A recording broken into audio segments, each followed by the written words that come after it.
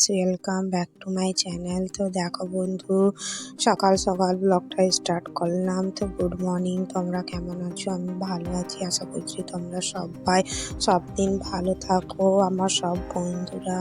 আর এই যে দেখো, সকাল থেকে ব্লগটা স্টার্ট, মানে মেয়ে তো স্কুলে যাবে, জানো তো আমাকে ভোরবেলায় উঠতে হয় সকাল সকাল, অনেকই সকাল। তো ঠান্ডাটা তো খুব পড়েছে, তার মধ্যেই তো দেখো মেয়ে খাবে পরোটা, আমরা খাবো চালের রুটি। তো দু রকম রুটি করে নিলাম। তো এই দেখো মেয়ের জন্য পরোটাগুলো বানাচ্ছি। তো পরোটা বলতে তার মধ্যে গরম জল একটু আমাকে বানিয়ে দিতে হয়, কারণ এত সকালে ঠান্ডা জল হাতেই দিতে পারে না, মুখটা কী করে ধুবে বলো। তার সঙ্গে ওর বোতলেও তো আমাকে গরম জল দিতে হয়, স্কুলে খাবে। তো ওর জন্য রুটিটা সেঁকে নিচ্ছি। দেখো রুটিটা একটু তেল দিয়ে সেঁকলে ভালো লাগে, খেতে মজা হয়। তো আমার মেয়েটা যেন আটার রুটি খাবে না, চালের রুটি খাবে না, ওর অনেক কিছু মানে ফ্যাচাং থাকে। তো মানে যেটুকু খেতে চায় তো সেটাই আমি দিই, কারণ ও তো খাওয়া দাওয়া ঠিক করেই না। আর ওই যে ওর পরোটা ডিম ভেজে দিচ্ছি। তো এগুলো করে তারপর সারাদিন সমস্ত কাজ করতে হয়। মানে আমি কীরকমভাবে কাজ করি যেন, কাজ করতে থাকি, কিন্তু তার মধ্যেই যদি আমার ছেলেটা কাঁদাকাটি করে, তো আমাকে সেই কাজটা ছেড়ে দিয়ে আবার আমার ছেলের কাছে যেতে হয়, আমার ছেলেকে শান্ত করতে হয়, তারপর কাজ শুরু করি, জানো তো। তো আমাদের জানো তো একা হাতে কীরকমভাবে কাজ করতে হয়। আর ছেলেটা যদি খুব সকালবেলায়, ও তো সকালে যদি উঠে যায় তাহলে তো আরোই শরীর খারাপ হয়ে যায়, ওকে তো একটুতেই ঠান্ডা লেগে যায়, জানো তো।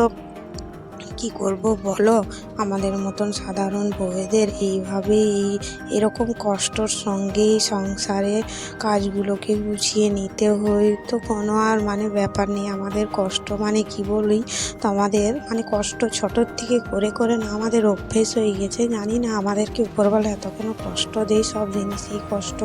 মানে কি বলবো, কোনো জিনিসটা যদি আমরা মানে ভালো কিছু করতে চাই তো করতে পারি না, হাসি খুশি ভালোবাসা সেরকম মানে পাই না, জানো তো, পরিবারের দিক থেকে। আর এই যে মানে মধ্যবিত্ত পরিবারের মানুষদের সব কিছু মানে অ্যাডজাস্ট করে নিতে হয়, জানো, চলার পথে, সংসারের দিক থেকে, মানে খাওয়া দাওয়া পড়াশোনা সব দিক থেকে অ্যাডজাস্ট করতে হয়। তো সেরকমই আমরা অ্যাডজাস্ট করে চালিয়ে দিই।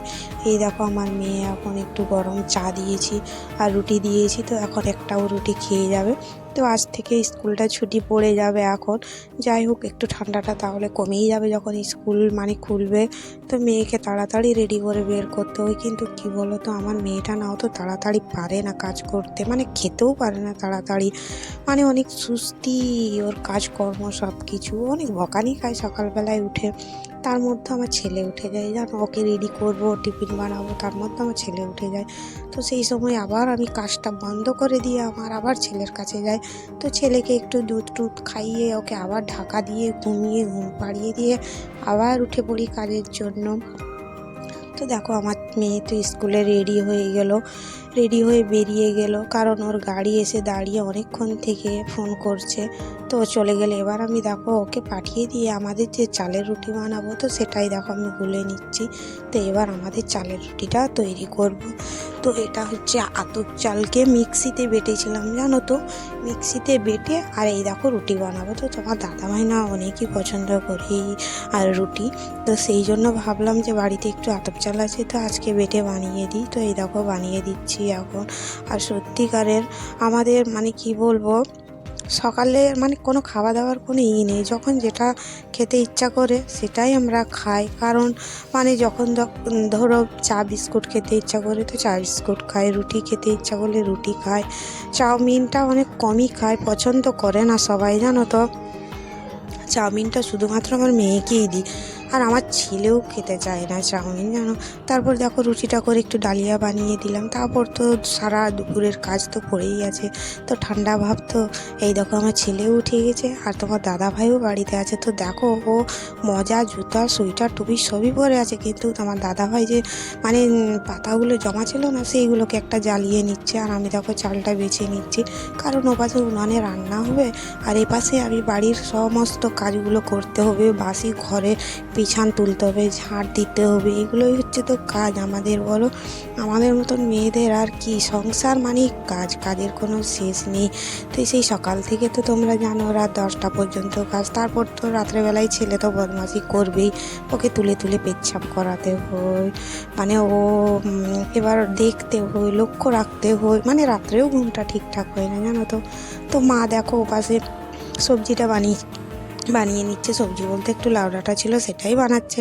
তারপর মাছ নিয়েছিলাম, আজকে খুব ভালো মাছটা পেয়েছি জানো, চিনি চাম্পা মাছ, পুরো একেবারে জিনতা ছিল মাছটা। তো এই দেখো তার ফাঁকে তরকারিটাও উনানে হয়ে গেল, আর ও পাশে কারেন্ট চুলায় ডালটা হয়েছে, কারণ এখন তো বড় হাঁড়ির মধ্যে ভাত বসাচ্ছি, কারণ তোমার দাদাভাই বাড়িতে আছে, বোন এসেছে, মেয়েও আছে, তো একবার 11টার সময় খাওয়া দাওয়া হয়, সেই জন্য বড় হাঁড়িতে ভাত বসাচ্ছি।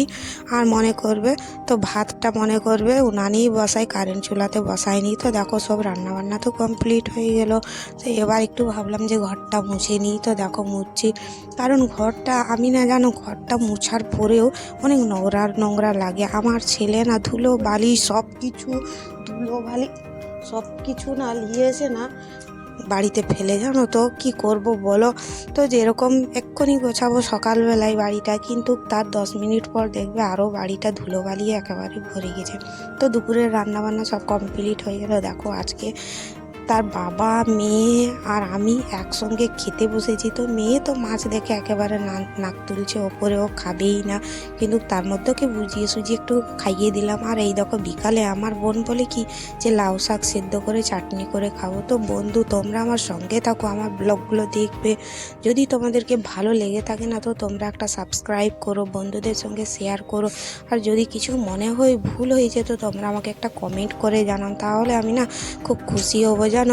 আমি অনেক কষ্ট করে তোমাদের জন্য ব্লগ বানাচ্ছি, তোমরা আমার ব্লগ দেখলেই আমার মনটা খুশি হবে। আর তোমরা যদি আমার ব্লগ না দেখো অনেকই মনটা খারাপ হয়ে যায়, জানো। আজকের মতন এখানেই আমি বাই করব, বেশি বড় করব না ব্লগটা। তো দেখো লাউ শাকটা সিদ্ধ করে চাটনি করে দিলাম, আজকের মতন বাই।